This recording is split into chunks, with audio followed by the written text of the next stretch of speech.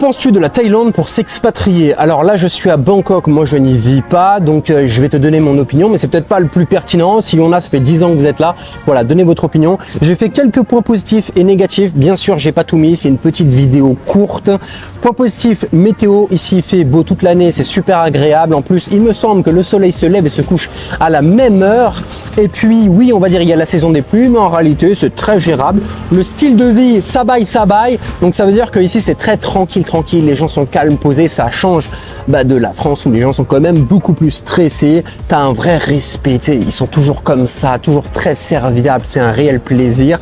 Tu as une vraie sécurité.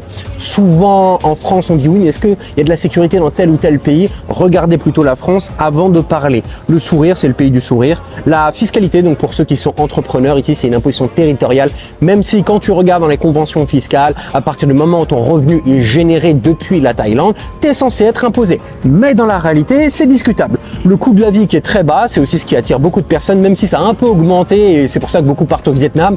Mais à un moment donné, voilà, tu peux manger ici pour 3 euros, 4 euros, 5 euros, 7 euros. Si vraiment ce que tu veux, c'est manger pour 1,20 €, faut peut-être se remettre en question et chercher à faire plus d'argent. Enfin, je sais pas, il y en a, ils aiment trop vivre dans une misère qui est, moi je comprends pas.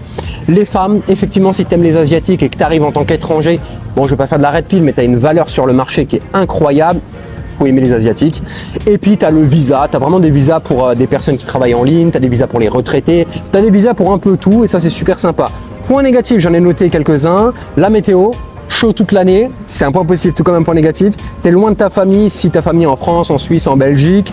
Tu as un gros décalage culturel, un gros décalage aussi d'horaire. Tu es à 5h, 6h, je crois même que tu peux monter jusqu'à 7h.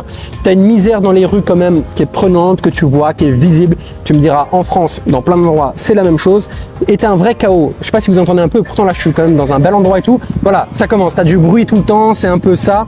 Et les deux profils que je vois le plus ici en Thaïlande, c'est soit ce que je vais appeler les pauvres ou c'est soit les vrais riches. Les pauvres, c'est ceux qui vont gagner, voilà, les retraités, 900 €, 1000 € ou des petits freelances qui vont gagner 1000 €, 500 €, 2000 €, ce type de profil-là. Ou c'est soit des gens qui sont déjà bien en place, 3, 4, 5, 6, 7 millions, qui ont fait ça en Europe ou je sais pas où et qui viennent ici, qui ont plus de 40 ans, tranquille. Mais en fait, j'ai vu très peu de profils qui gagnent entre 10 et 50 000 par mois. Ces profils-là, généralement, sont plutôt soit ils restent en Europe, soit ils sont à Dubaï.